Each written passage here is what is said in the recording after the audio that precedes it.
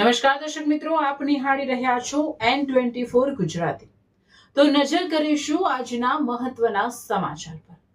પાલેજ નગરમાં ભારે પવન સાથે વરસાદ વરસ્યો, એક મકાનનો શેડ હવામાં ફંગોળાયો। ભરૂચના પાલેજ ટાઉન સ્થિત પંથકમાં ગત રાત્રિના અચાનક વાતાવરણમાં પલટો આવ્યો હતો અને જોતજોતામાં આકાશમાં કાળા ડિબાંગ વાદળો ગોરંભાયા હતા।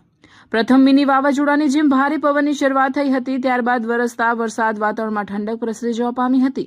લગભગ 20 મિનિટ સુધી વરસાદ વરસ્યો હતો। માર્ગો પરથી પાણી વહી નીકળ્યા હતા, તો બીજી તરફ ભારે પવનના પગલે નગરના ધનજી શાહ જીનમાં આવેલા એક મકાનના ધાબાનો આખો શેડ હવામાં ફંગોળાયો હતો। શેડનો અડધો ભાગ એક મકાન પર અને બાકીનો અડધો ભાગ થોડે દૂર બે મકાન પર જઈ પડતા નજીક આવેલા વીજપોલ પર પડતા વીજપોલને નુકસાન થવા પામ્યું હતું। ભારે પવનના પગલે સમગ્ર નગરનો વીજ પુરવઠો ખોરવાયો હતો। આખી રાત નગરજનોને વીજ પુરવઠા વિના રહેવું પડ્યું હતું। મકાનનો શેડ હવામાં ફંગોળાયો ત્યારે રાત્રિનો સમય હોય, સદનસીબે દુર્ઘટના ટળી જવા પામી હતી।